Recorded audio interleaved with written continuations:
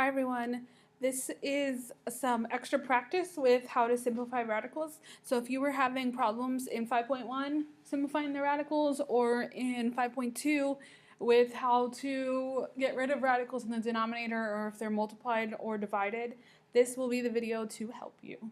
So let's first start with simplifying radicals. So this is where we make our factor tree.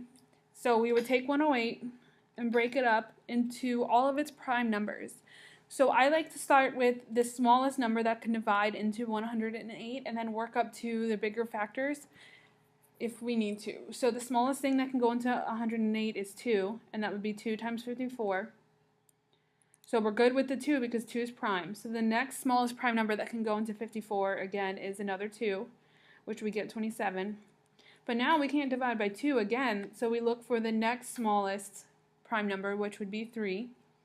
So divide by 3, and we get 9, and then we can divide by 3 again, so we get 3 and 3.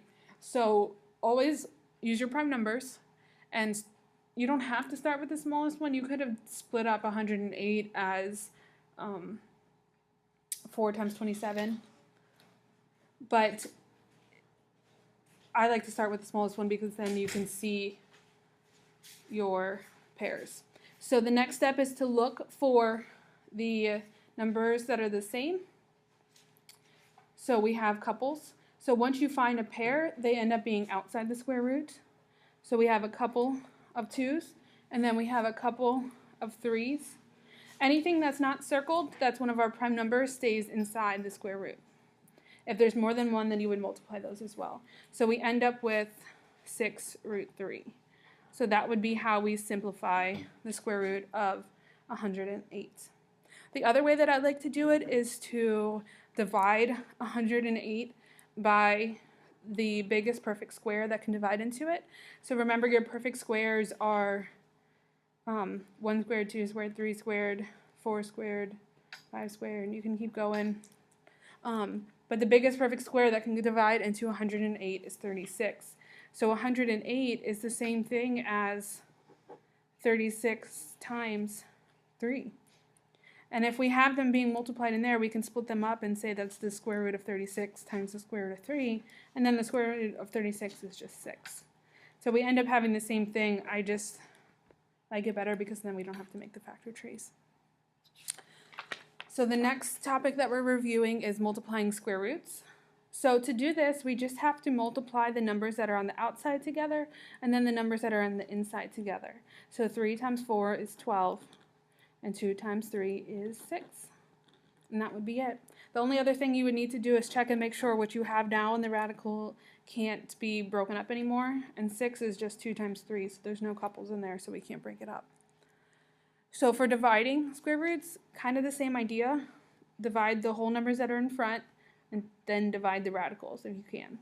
So 5 divided by 1 is 5. Square root of 12 divided by the square root of 2. 12 divided by 2 is 6.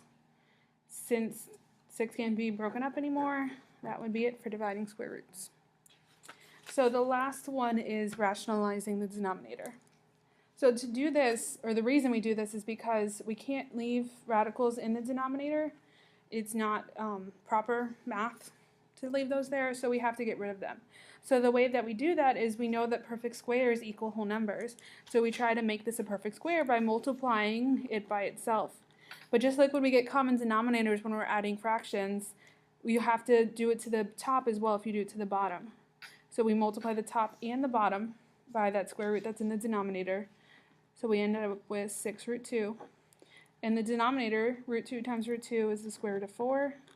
The square root of 4 is 2.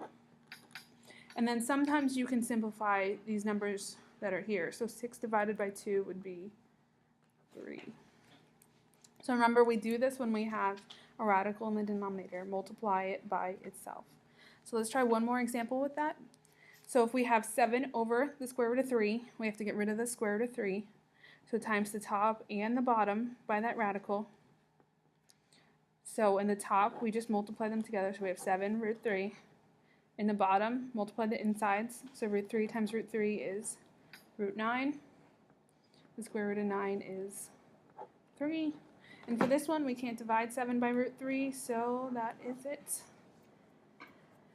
Okay, so thanks for watching how to simplify radicals. If you need extra help, make sure you ask in class. Werner out.